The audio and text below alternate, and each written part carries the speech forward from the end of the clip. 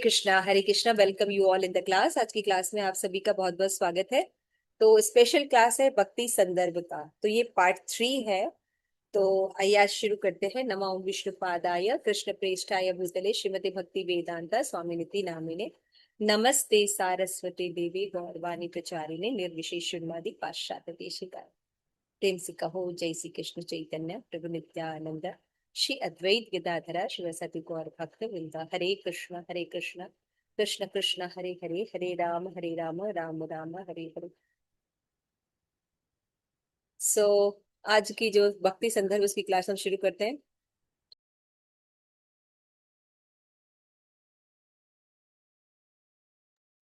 हाँ, तो आज हम पढ़ेंगे अनुच्छेद 199 एंड 200। और ये दोनों अनुच्छेद जो है बहुत ही इंपॉर्टेंट है और ये प्रीवियस क्लास से लिंक्ड है। तो हमने प्रीवियस क्लासेस में देखे थे कि भगवान के भक्त भी 3 प्रकार के होते हैं, है ना।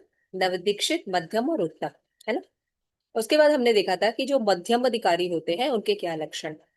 तो हमने देखा था कि मध्यम अधिकारी का जो मेन है वो है प्रेम, मैत्री, कृपा, उपेक्षा। तो हम देख सकते हैं यहाँ पे बहुत सुंदर एक चार्ट बना हुआ है। केशवानंद प्रभु जी ने ये बड़ा अच्छा चार्ट बनवाया है।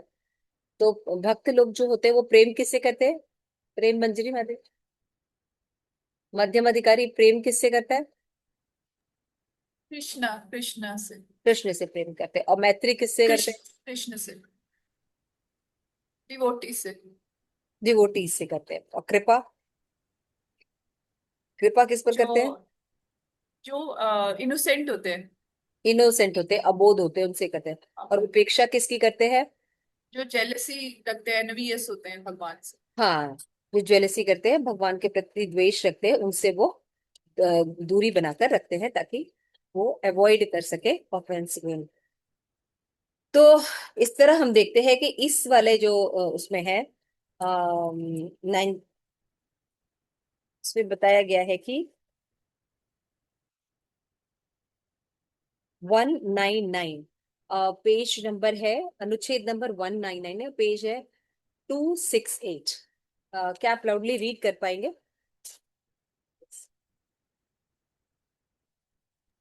हरे कृष्णा।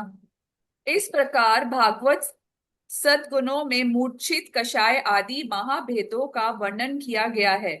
भागवत सद्गुणों का भेद आचार्यम एवं हरे, श्लोक संख्या 546 548 9। इत्यादि इत्यादि श्लोक में कहे गए उन उन गुणों के आविर्भाव के तारतम्य अनुसार उपलब्ध होता है, जिसका कुछ यहाँ वर्णन किया गया है। अब साधनों के तारतम्यानुसार भागवत गणों में होने वाले तारतम्य को 5 श्लोकों में कहते हैं। उनमें फिर 3 श्लोकों में भागवतम 11 11 26 से 31 सबसे कनिष्ठ मिश्र भक्ति के जो साधक हैं उनके विषय में कहते हैं।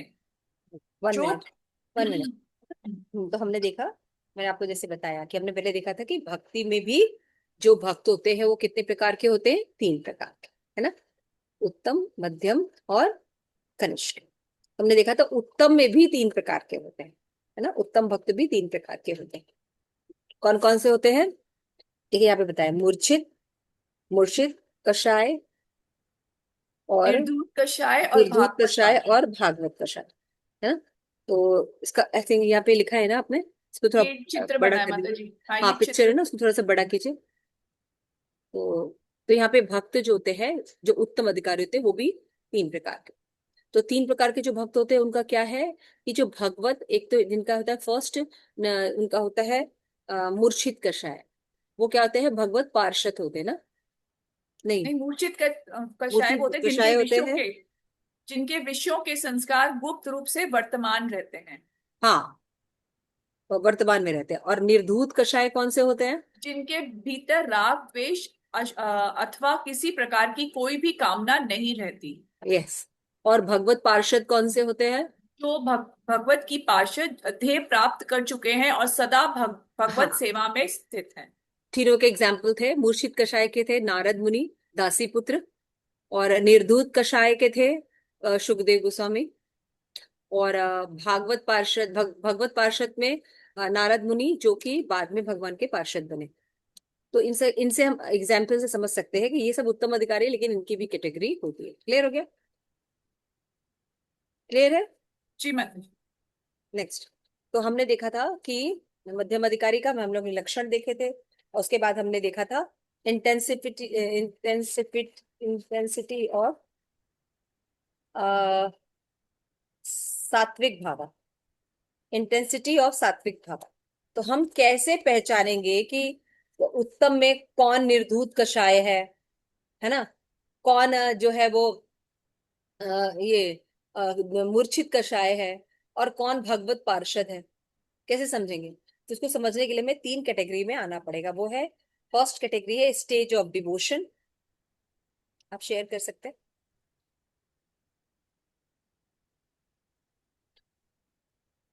Stage of devotion. और बी आता है रसा। और थर्ड आता है अटैचमेंट विद कृष्णा। तो स्टेज ऑफ डिवोशन का मतलब होता है कि उसका स्टेज क्या है, क्या वो पार्षद है, या भाव भक्ति पर है, प्रेम भक्ति पर है, कौन सी भक्ति के लोगों के साथ वो भक्ति कर रहा है, उनके विषय कौन से हैं। इसके आधार पर हम तय कर सकते हैं कि वो कौन से स्टेज में। दूसरा हम देख सकते हैं रस कौन सा है उनका, है ना। तो भगवान की सेवा में अलग अलग रसों में सेवा होती है, दास्य, साख्य, वात्सल्य, माधुर्य, है ना। तो अलग अलग कौन से रस में वो सेवा कर रहे हैं, इसके आधार पर कैटेगरी डिसाइड हो सकती है। और फिर उनका अटैचमेंट विद कृष्णा कैसा है, डायरेक्ट कृष्णा के साथ है या भगवान के किसी अंश के साथ है, जैसे द्वारिकाधीश के साथ है ना।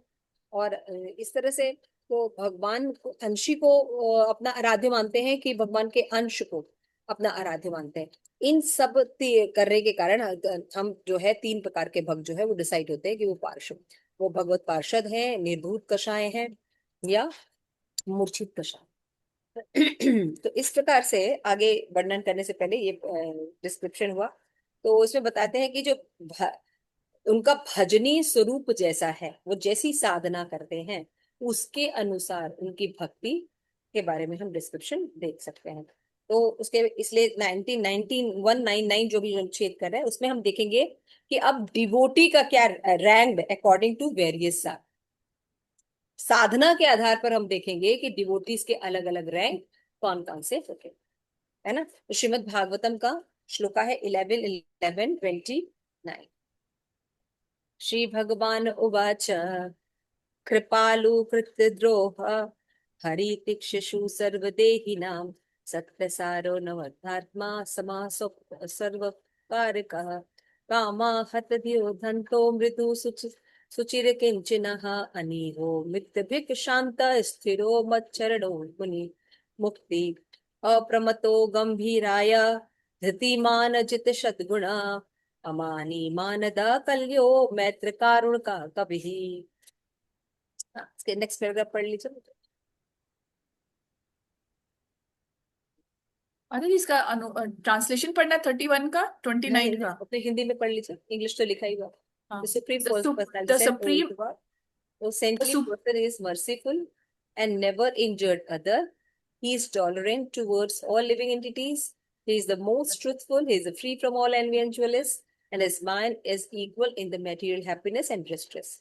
He dedicates his time to work for the welfare of others." ठीक है, ये है।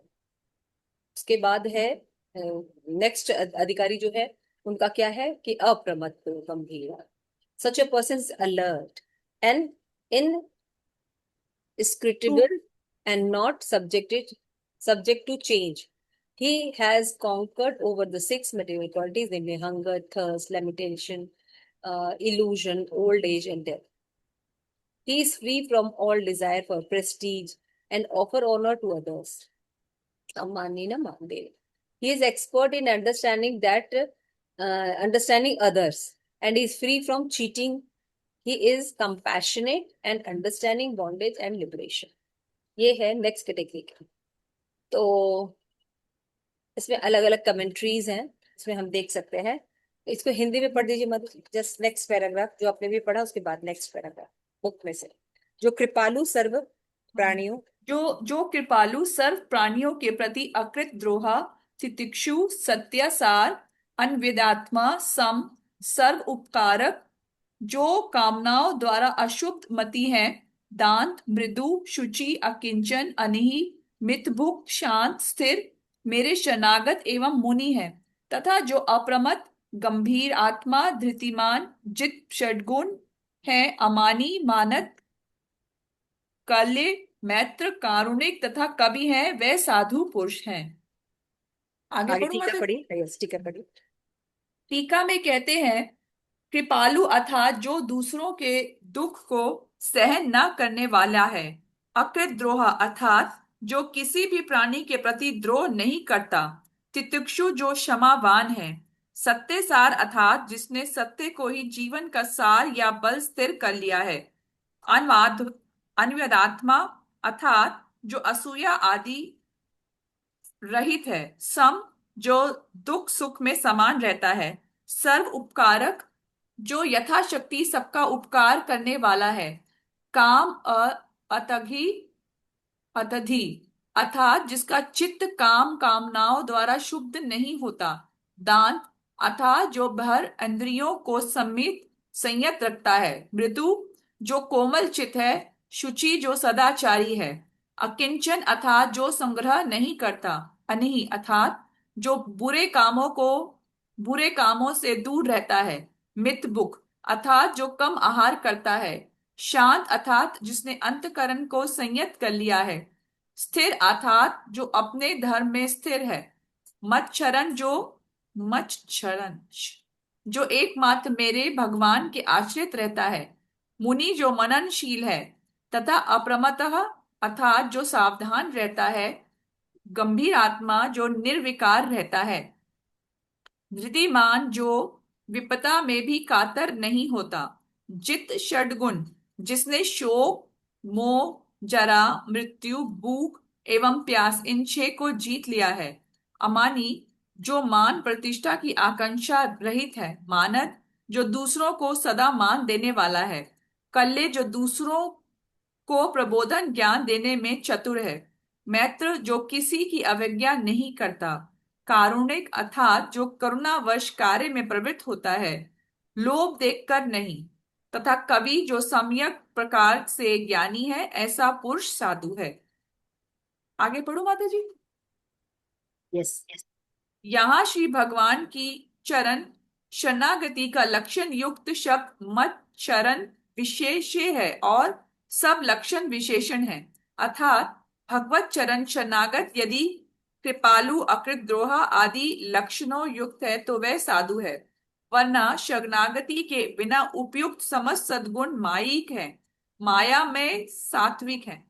श्री भगवत आश्रय बिना कोई परोपकारी है, सत्यवादी है तो वह गुण भगवत बहिर्मुखता दोष से युक्त होने के कारण दोष ही गिने जाते हैं। इसके आगे भी साधुओं के 25 नहीं 25 है या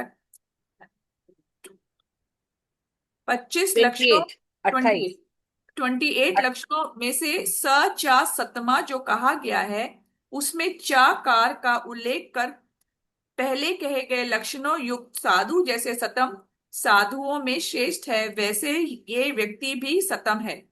अतः श्री भगवान की चरण शरणागति लक्षण युक्त होना ही साधु का मुख्य साधुत्व है।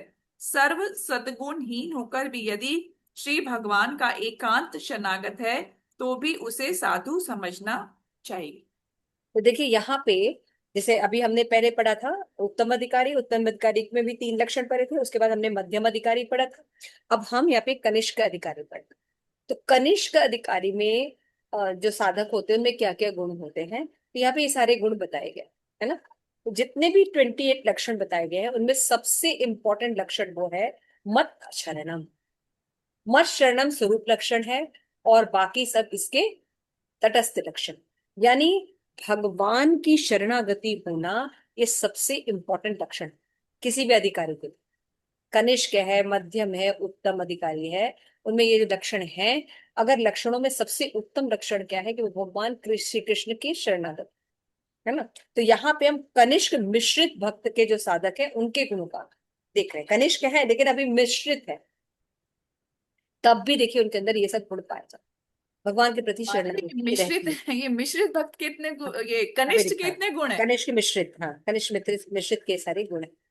तो यहाँ पे हम देख रहे हैं कि इसमें सारे गुण हैं, इनके बारे में कमेंट्री में बताया गया है ना, इससे बताया गया कृपालु, है ना, अकृतद्रोह, सदाचार, है ना। तो कोई व्यक्ति सदाचारी हो सकता है, किसी के प्रति द्रोह नहीं हो सकता, समदृष्टि हो सकता है, अब उसका हार्ड मृत्यु हो सकता है, मित्त भूख हो सकता है, कम खाने वाला हो सकता है ना, सुख दुख में सम रहने वाला हो सकता है, अनिह कोई अपराध नहीं कर सकता है ना, ऐसे कई दोषांत हो सकता है। लेकिन यहाँ पे देखिए बता रहे हैं, अगर उसके इन सब गुण हैं, लेकिन मद शरणम यानी भगवान कृष्ण की शरणागति नहीं है, तो ये गुण क्या हो जाएंगे, इंपॉर्टेंट नहीं रहते, भक्ति में इंपॉर्टेंट नहीं रहते। यहाँ पे देखिए बताया गया है, लास्ट पैराग्राफ जो अभी आपने पढ़ा, उसमें बताया गया है कि देखो, शरणागति यदि कृपाली अकृतो आदि लक्षणों से युक्त है तो वो साधु है, वरना शरणागति के बिना उपयुक्त समस्त सद्गुण माइक है। माइक यानी सात्विक है, समझ में आ गया। अगर कृष्ण की शरणागति नहीं है, मैंने बताया था, मत शरणम जो है ये स्वरूप लक्षण, इट मस्ट बी देयर, सत्यवादी है लेकिन कृष्ण शरणम होना चाहिए। अगर केवल कृष्ण सत्यवादी है तो वो सात्विक गुण में आएगा, वो शुद्ध सात्विक गुण में नहीं आएगा, यानी बंधन में आएगा। हमने पढ़ा था प्रकृति के तीन गुण होते हैं, सतो, तमो और रजोगुण, है ना। तो भागवत भक्ति के लिए एटलीस्ट हमें सतो गुण पर आना पड़ता है, चाहे कनिष्क अधिकारी भी हो। क्लियर हो रहा है। लेकिन अगर हम सतो गुण पर बने रहते हैं, उसमें मत शरणम नहीं है, कृष्ण की शरणागति नहीं है ना, तो बाकी सारे लक्षण जो है वो फिर उसको नहीं माना जाता, उसको माइक माना जाता है। क्लियर हो गया ये वो, यानी जो मिश्रित भक्त है, कनिष्क मिश्रित भक्त, उनमें ये सब गुण होते हैं, लेकिन सबसे इंपॉर्टेंट लक्षण क्या है, मत शरणम, ना 26 क्वालिटीज है ना टोटल। आगे बढ़िए। हाँ, 26 क्वालिटीज टोटल बताया, ठीक है। 26 क्वालिटी में सबसे इंपॉर्टेंट क्या है, मत शरणम स्वरूप लक्षण है, बाकी सब तटस्थ लक्षण है, तो यहाँ पे यही बात बताई जाए। तो अभी हमने देखा कि अभी मध्यम अधिकारी के भी हमने लक्षण देखे, लेकिन इन लक्षणों में अगर भगवान की शरणागति सबसे इंपॉर्टेंट चीज है। कोई व्यक्ति बहुत अनिय है, कोई पाप नहीं करता, लेकिन भगवान की भक्ति नहीं करता, है ना, तो हम समझ सकते हैं कि भगवान की भक्ति नहीं करता तो मतलब क्या है, वो अभी नहीं पाप कर रहा है, लेकिन पाप होंगे ही। क्यों, क्योंकि हमने पढ़ा था भगवत गीता में कि अगर कोई देवी देवताओं को ऑफर करके नहीं खाता तो वो चोर होता है, लेकिन भगवान को ऑफर नहीं करता तो एक्चुअली वो अघम पापम खा रहा है ना। भगवान को अगर ऑफर ही करके नहीं खा रहा है कोई व्यक्ति, कि अगर शरणा में ही नहीं तो ऑफर करेगा ही नहीं, तो सत्यवादी है या अनीय है, लेकिन उसका कोई मतलब नहीं होता, है ना। जैसे कि अर्जुन, भगवान ने जैसे भगवत गीता अर्जुन को ही क्यों सुनाया, युधिष्ठिर को, भीम को, नकुल को, सहदेव को भी सुना सकते थे भगवान, लेकिन वह भगवान के मित्र नहीं थे।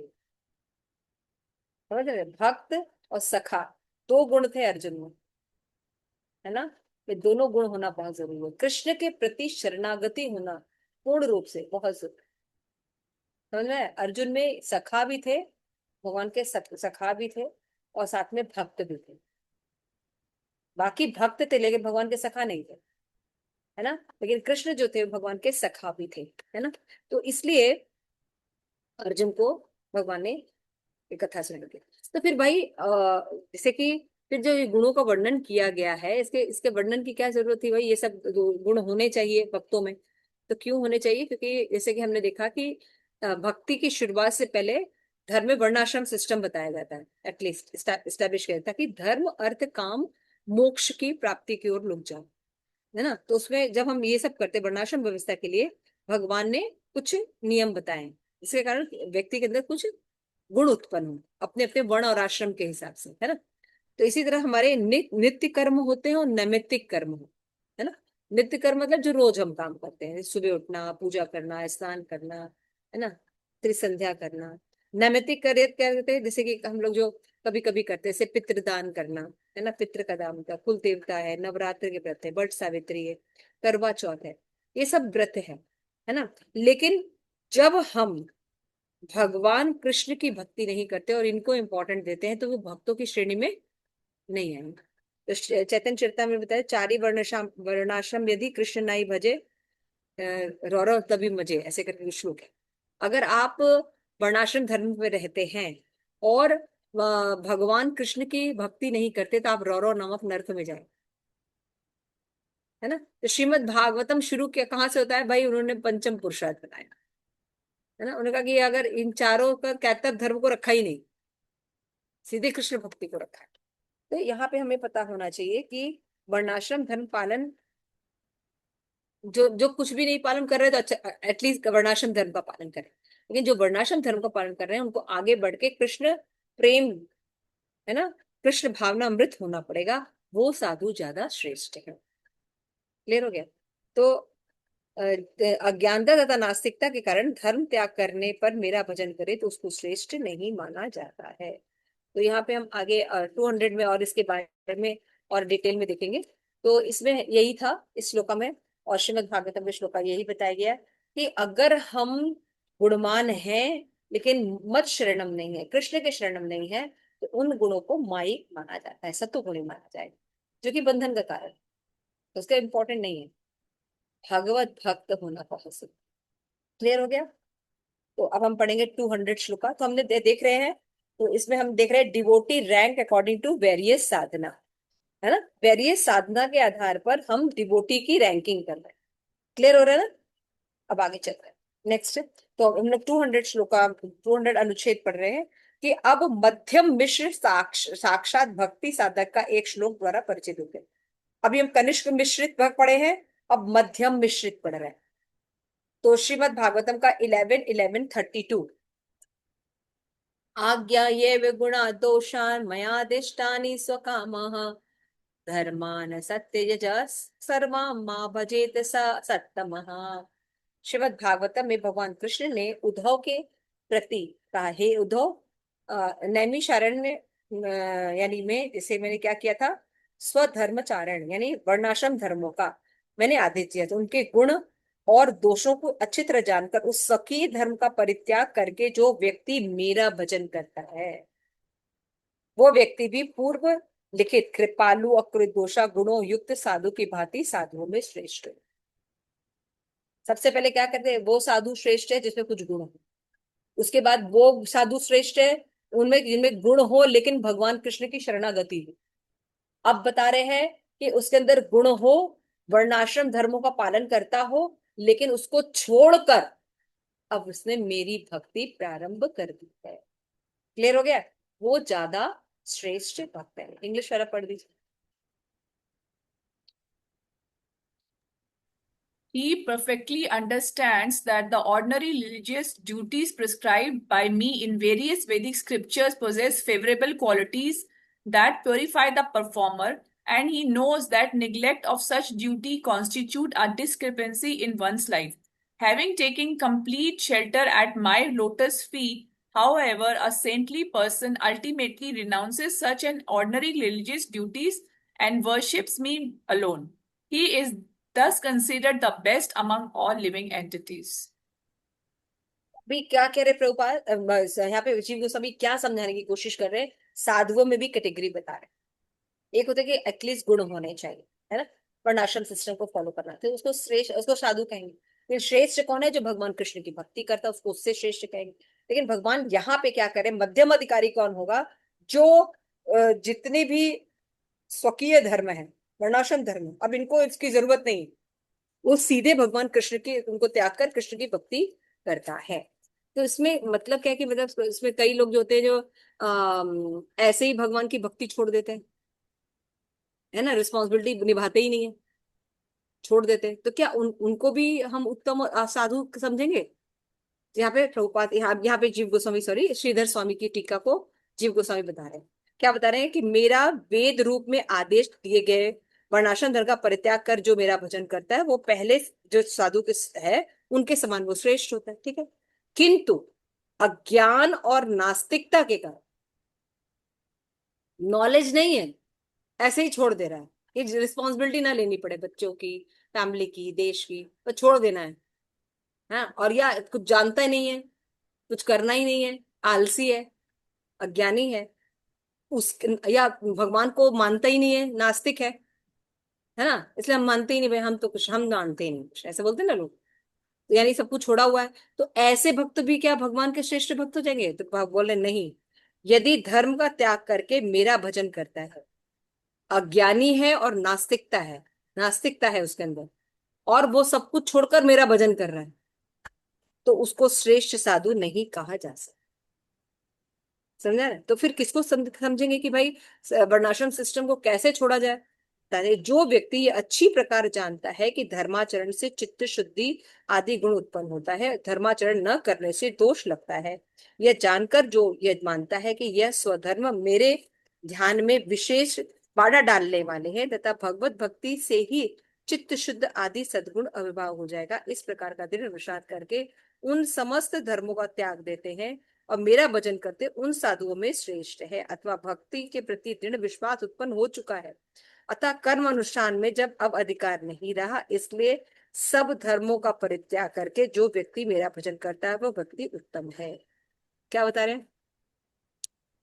जो व्यक्ति जानता है वर्णाश्रम सिस्टम, धर्म को, है ना, क्योंकि जानता है कि अगर हम कुछ नियम नहीं पालन करेंगे तो शुद्धिकरण नहीं हो, लेकिन वो जो नियम पालन कर रहा है लेकिन उसको संतोष प्राप्ति नहीं हो रही, है ना, ऐसा व्यक्ति अगर किसी भक्तों के कांटेक्ट में आ जाता है और भगवान की भक्ति करने लगता है, तो भगवान की भक्ति में जब वो टेस्ट डेवलप हो जाता है तो वो धर्म का उतना पालन नहीं करता, मतलब देवी देवताओं की पूजा को फिर वो, उसका मन नहीं लगता, वो सीधे भगवान की भक्ति करने लगता है।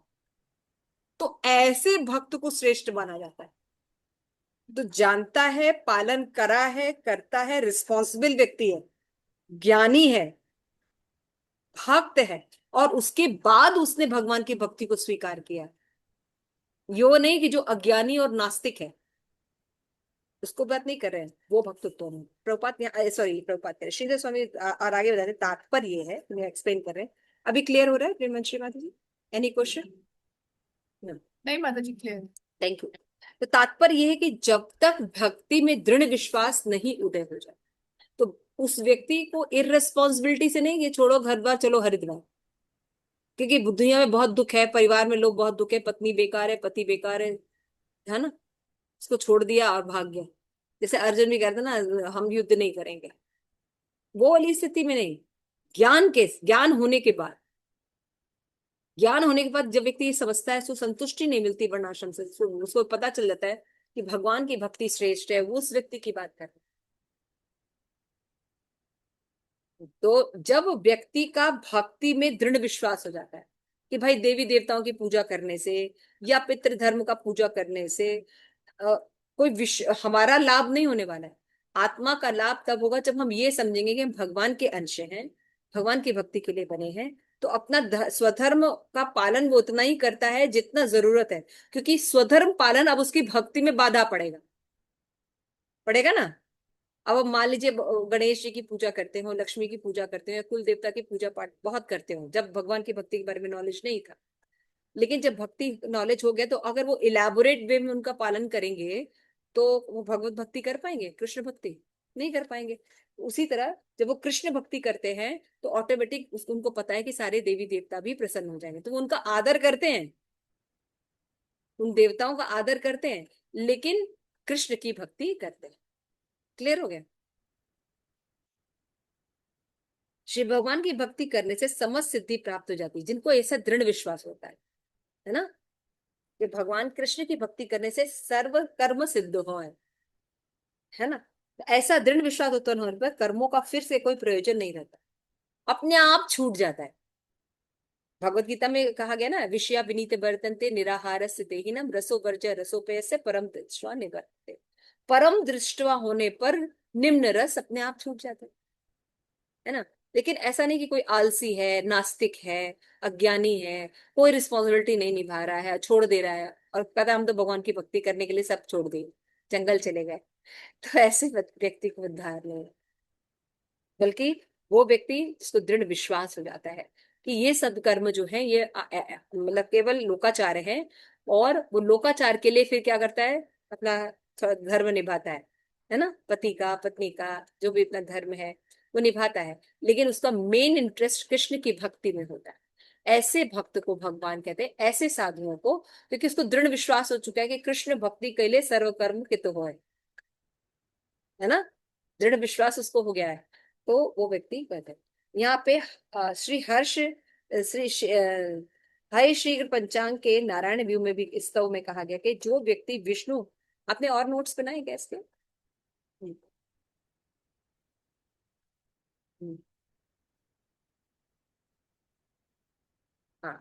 Giving up Dharma is expressed in the following, ये तक्ता लोक धर्माता विष्णु भक्ति वसम गहर ध्यायन्ति परमात्मनम तेभ्यो प्रिय नमो नमः। आई ऑफर रिस्पेक्ट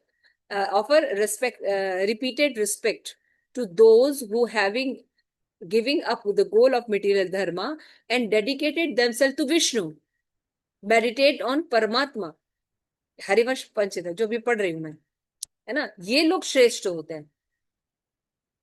कि जो व्यक्ति विष्णु भक्ति के वशीभूत होकर विष्णु भक्ति को छोड़कर और कुछ भी साधना करने में मेरी क्षमता नहीं है, ये निश्चित ही लोग वेद धर्मों का परित्याग कर देते हैं, परम आश्रय तत्व श्री कृष्ण का ध्यान करते हैं, मैं उनके चरणों में नमस्कार।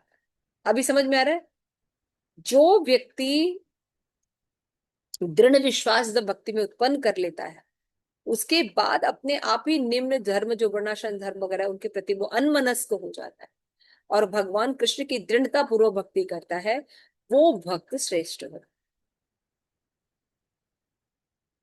आज्ञा यह गुणा, यानी अभी जो श्लोक हमने पढ़ देखा था, इस प्रकार व्याख्या करते हैं कि यद्यपि एक भक्त उन उन पूर्व लिखित गुणों का योग नहीं है, तथापि पहले जैसे गुण कहे गए, जैसे पहले जो गुण अभी बताए नेक्स्ट श्लोक में ना, कृपालु अकृत दोषा 26 गुण बताए ना, तो अगर वो गुण नहीं है, उपादेय गुण है और इसके विपरीत निर्दयता आदि दोष है ये जानते हुए, अर्थात कृपालु गुण है और निर्दयता दोष है, वो अभ्रांत रूप में जानकर भी जो व्यक्ति मेरे द्वारा उपदेशित समस्त गुणों में नित्य नैमित्तिक लक्षण वर्णाश्रम भी सब धर्मों को और जीव ईश्वर में अभेद ज्ञान को मेरे अनन्य भक्ति का विधायक जानकर संपूर्ण रूप से त्याग कर मेरा भजन करता है, वो उत्तम श्रेष्ठ साधु है।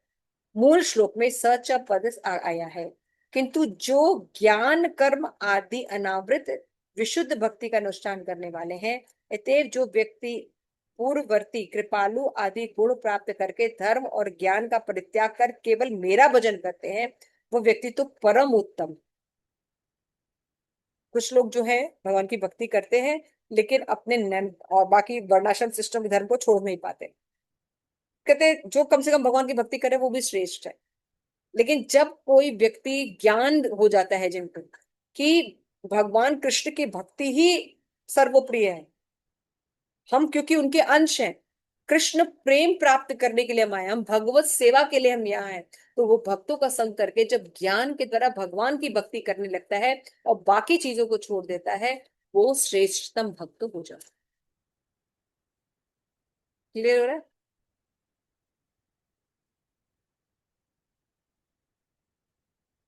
जी माता जी, मतलब ज्ञान के साथ दृढ़ विश्वास के साथ जब करता है, आलस की वजह से नहीं कि अब नहीं करना है, जैसे पहले नहीं, नवरात्रे जैसे लोग रखते हैं छोड़ देते हैं लोग। ना भाई, झंझट है, झंझट है। झंझट है, रिस्पॉन्सिबिलिटी है, बहुत बहुत रिस्पॉन्सिबिलिटी है, भगवान का मंदिर चले जाएंगे, अपना आराम से भजन है, खाएंगे पिएंगे और पड़े रहेंगे। कोई जिम्मेवारी नहीं, वैसे भक्त श्रेष्ठ नहीं। और ऐसे ज्यादातर भक्त आ जाते हैं, वो भक्त नहीं है जो अपना कर्म निभा रहे हैं। इसलिए इस्कॉन में आप देखिए जितने भी भक्त होते हैं जो अच्छी कैटेगरी में है, वो अंदर से वैराग्य रखते हैं लेकिन ऊपर से लोकाचार के लिए अपने गृहस्थ जीवन का पालन करते हैं, लेकिन अंदर से उनको कोई अटैचमेंट नहीं रहता, कृष्ण की भक्ति कर। ऐसे भक्त होके उन्होंने कैसे ये जाना? ज्ञान के द्वारा, भक्तों के संग के द्वारा, अपनी साधना के द्वारा, है ना, उनको ये रियलाइजेशन हुआ है भगवत कृपा से, वैष्णव की कृपा से, कि उनका मेन जो है धर्म वो ये। यहाँ पे बताया जा रहा है कि इन वचनों से स्पष्ट होता है कि जो भक्त अनन्य भक्ति पूर्वक स्वतंत्र रूप से किसी देवता का भजन न करके केवल कृष्ण का भजन करता है, उसका पूर्ण वर्णित शास्त्रों में श्रेष्ठत्व है। यानी जो पहले साधु बताए गए, पहले साधु क्या बताया गया? जिनके अंदर कोई थोड़ा से गुण है वर्णाश्रम के हिसाब से, उनको श्रेष्ठ कहा जाता है। लेकिन जो भगवान कृष्ण के भक्त हैं, उनके शरण गत लिए हुए हैं, वो ज्यादा श्रेष्ठ है। उसके बाद बताया गया कि भाई गुण हो सकता है कि उनके अंदर बाकी गुण ना हो, लेकिन वो एकमात्र भगवान कृष्ण की भक्ति करते हैं, ज्ञान युक्त होकर भक्ति करते हैं, ऐसे भक्त ज्यादा श्रेष्ठ। समझ में आ गया?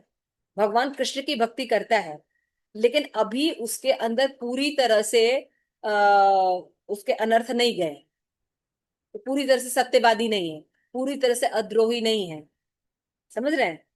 लेकिन फिर भी वो श्रेष्ठ हो जाए। जैसे कि प्रभुपाद नहीं कहते थे कि शाकाहारी, शाकाहारी होना ठीक है, लेकिन अगर तो प्रभुपाद कहते थे बंदर भी शाकाहारी है, कबूतर भी शाकाहारी। तो what is great about that, है ना? लोग कहते, प्रभुपाद कहते हैं कि प्रभुपाद ये साधु जो है 200 वर्ष तक जी, प्रभुपाद कहते हैं ऐसे बहुत से पेड़ है जो हजारों वर्ष तक जीवित रहे, तो उसमें जीवित रहने से उसमें कोई फर्क नहीं पड़ता। भगवत भक्त है कि नहीं, ये ज्यादा इंपॉर्टेंट।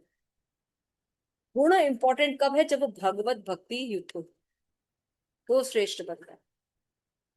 यहाँ अदेष्टा सर्वभूतानाम इत्यादि श्रीमद् भगवत गीता का बताया है करना इस श्लोक में। जब सत्तम पद का अर्थात साधु गुणों में श्रेष्ठ इस प्रकार का उल्लेख कहता है, तो उनसे कनिष्क भक्त में सत्य सतर्कता सत्यता भी प्रदर्शित होती है। यानी सत्तम कहा गया है तो अवश्य सत्य, देखो, गुड बेटर बेस्ट ऐसे होता है ना, तो हर में होता है। कनिष्क अधिकारी में भी गुड बेटर बेस्ट होता है। कनिष्क कनिष्क कनिष्क कनिष्क कनिष्क मध्यम कनिष्क उत्तम।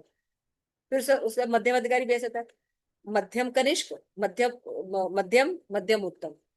फिर उत्तम अधिकारी भी ऐसा होता है ना? उत्तम कनिष्क, उत्तम मध्यम और उत्तम उत्तम। वही बात बताई जा रही है कि कैटेगरी ऐसे धीरे धीरे डिसाइड होती चली जाती। तो उच्चतर कौन सा भक्त हो जाता है? जो ज्ञान के साथ समझ कर सब चीजों को स्वतंत्र रूप से देवताओं का भजन इत्यादि त्याग कर कृष्ण की भक्ति करता है, वो श्रेष्ठतम होता है। और उसके अंदर हो सकता है थोड़े से गुण ना भी, तब भी वो सबसे श्रेष्ठ हो जाए। क्लियर हो गया? इसीलिए भगवत गीता में भगवान कहते हैं अपि चेतसु दुराचार। इसको अन्यथा नहीं लेना चाहिए, भक्ति भक्ति वाले अन्यथा ना ले।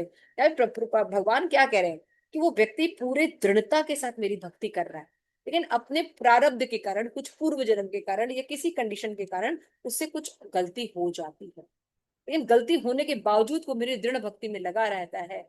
ऐसे भक्त को कभी सुदुराचारी नहीं मानना चाहिए। क्यों? क्योंकि वो भक्ति कर रहा है, उसके जो अनर्थ के कारण थोड़ा सा पीरियड आया वो भी उसको निकल जाएगा, है ना?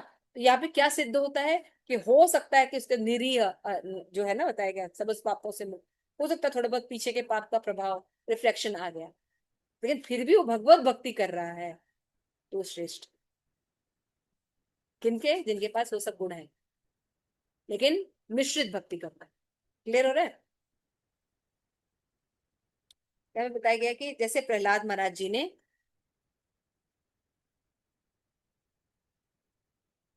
हाँ,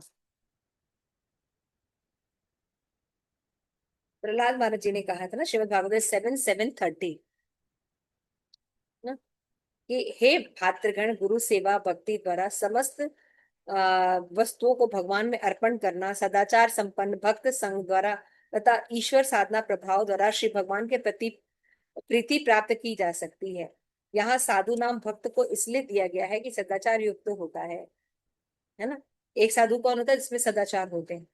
इस प्रकार पूर्णवती साधु लक्षणों में ईश्वर बुद्धि से विधि मार्ग में दो प्रकार के भक्त दिखाई देते हैं, अर्थात ईश्वर बुद्धि से शास्त्र के शासन भय से भगवान का भजन करते हैं, किंतु साथ साथ कर्म ज्ञान आदि अनुष्ठान करते हैं। समझ गए? भक्त दो प्रकार के होते हैं। कौन कौन से? एक तो होते हैं कि किसी का शासन हो, गुरु का किसी का शासन हो, उसके भय के कारण वो भक्ति करते हैं कृष्ण की, लेकिन साथ साथ में कर्म कांड भी करते हैं। ठीक है ना? ऐसे भक्त ज्ञान कर्म आदि अनावृत भक्त के साधक के रूप से श्रेष्ठ होने का दिखावा करते हैं। मतलब क्या हुआ? एक तो होते हैं कि जिन्होंने ज्ञान के द्वारा, अनुभव के द्वारा धीरे धीरे की भक्ति और उच्चतर रस प्राप्त करने पर निम्नतम रस छोड़ दिया, वो श्रेष्ठ है।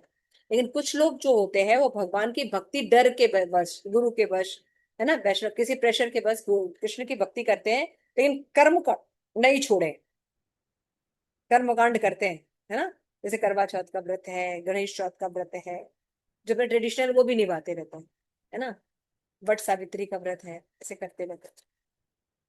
तो वो भक्त से वो भक्त श्रेष्ठ है जिनका ज्ञान कर्म आदि अनावृत हो चुका है। उनमें से जो अनन्य भाव से एकमात्र 3 प्रकार का उल्लेख पद्म पुराण में उत्तरखंड में दिखता है। तापादि पंच संस्कारी, नवेद्यात कर्म और अर्ध पंचक्रिय। इन गुणों से लक्षण कनिष्ठ भक्तों के मतलब क्या है। जो भक्त, अब ये सब थोड़ा सा प्रभु जी ने डिटेल अभी बताया थे था से भागवतम में इसका वर्णन है कि इस तरह के जो भक्त होते हैं वो भी कई प्रकार के होते हैं। तो आगे प्रभु जी इसको एक्सप्लेन करेंगे, लेकिन इससे बताइए जो पूर्ण शरणागत हैं वो क्या करते हैं। नित्य नैमित्तिक कर्म को छोड़ देते हैं, उसमें दोष बुद्धि दिखाई देती है और उनको ये दिखाई देता है कि ये कर्म करने से, नित्य नैमित्तिक कर्म करने से भगवत भक्ति में उनको बाधा आने लगती है। ये ज्ञान आने पर वो इन चीजों को छोड़ते हैं और एकमात्र कृष्ण की भक्ति करते हैं, वो लोग श्रेष्ठ होते हैं। बताते हैं कि भक्त है लेकिन 16 माला भक्त 16 माला कर रहे हैं, बट कंडीशनिंग जो होती है वो क्रिकेट से होती है, मूवी देखने से। मैंने बताया ना 2 तरह की कैटेगरी हो जाएगी। एक जो होते हैं शुद्ध भक्त हो जाते हैं, हरि बोल, ठीक है ना। एक शुद्ध भक्त हो जाते हैं और एक की कंडीशनिंग रहती है। जिनकी कंडीशनिंग रहती है वो थोड़े से लोअर होते हैं, और जिनकी कंडीशनिंग खत्म हो चुकी है, ज्ञान कर्म आदि अनामिता, वो श्रेष्ठ हो जाते हैं। मतलब भक्ति करते करते भी कर्म कांड हाँ, करते हैं, अलग अलग व्रत रखते हाँ, हैं। वही जैसे कि मूवी देखना है ना, क्रिकेट देखना, तो लेकिन वो श्रेष्ठ होते हैं। तो conditioning is based on sabha and bhakti is based on value system, shraddha. तो वर्णाश्रम कर्तव्य श्रद्धा यानी साइको फिजिकल नेचर के अनुसार लोग जो है अलग अलग वर्णाश्रम सिस्टम को फॉलो करते हैं। लेकिन जब उनका ज्ञान ये स्थिर हो जाता है कि कृष्ण भक्ति कोयले सर्व कर्म सिद्ध हो, ये भक्ति ज्यादा श्रेष्ठ है। ठीक है।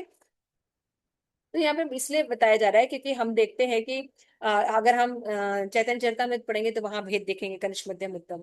भागवतम पढ़ेंगे वहां कनिष्ठ मध्यम उत्तम देखेंगे। और अदर ग्रंथ पढ़ेंगे उसमें अलग कनिष्ठ मध्यम उत्तम देखते हैं। तो वहां पे अलग अलग कैटेगरी के अनुसार उनका विभेद किया गया था, इसलिए जीव गोस्वामी यहाँ पे वर्णन कर रहा है, इसको एक्सप्लेन कर रहे हैं कि वे भेद किस लिए है। भेद है अलग अलग सिचुएशन के बाद। otherwise इसमें देखिए लिखा है ना, however such a devotee with bad conduct is not mentioned when speaking of association of what this when speaking of association of devotee, because by that association bhakti does not क्या लिखा है, suitably develop। इसकी भक्ति develop नहीं हुई है ना अभी, कर्म निश्चित। हम देखते हैं ना, हम लोग भी अपने कंडीशनिंग में देखते हैं ना। अब थोड़े दिन पहले और देखा, अभी तो थोड़ा सा इंप्रूव हुआ है। अपने आप ही देखो, अपने जो कर्म कांड है, वर्णाश्रम के सिस्टम है, उनमें रुचि फालतू लगने लगते हैं ना। जैसे कि रक्षाबंधन भी फालतू लगता है, क्या रक्षा कर लेगा कोई किसी का, है ना। फिर लगता है कि भगवान, तो क्या करते हैं रक्षाबंधन में, हम भगवान को ऑफर कर देते हैं राखी, है ना, भगवान को ऑफर कर देते हैं। और माध्यम रूप में भाई बहन भाभी को राखी, चेंजेस आ गए ना। पहले उन्हीं को सब कुछ मानते थे, अब जानते हैं कि रक्षा एक्चुअली भगवान करते हैं, लेकिन माध्यम किसी को बनाते हैं। तो उस माध्यम को हम रिस्पेक्ट करते हैं, लेकिन अल्टीमेट कॉज किसको मानते हैं, कृष्णा को। ये भक्त श्रेष्ठ हो। लेकिन जो ऐसा नहीं मान के कर्मकांड करते रहते हैं वो थोड़ा सा, ठीक है। तो यहाँ पे आज हमने देखा कि साधना के आधार पर भक्तों की कैटेगरीज होती है। Thank you so much. शीघ्र बात कीजिए, आपसे भी गौर भक्त कीजिए।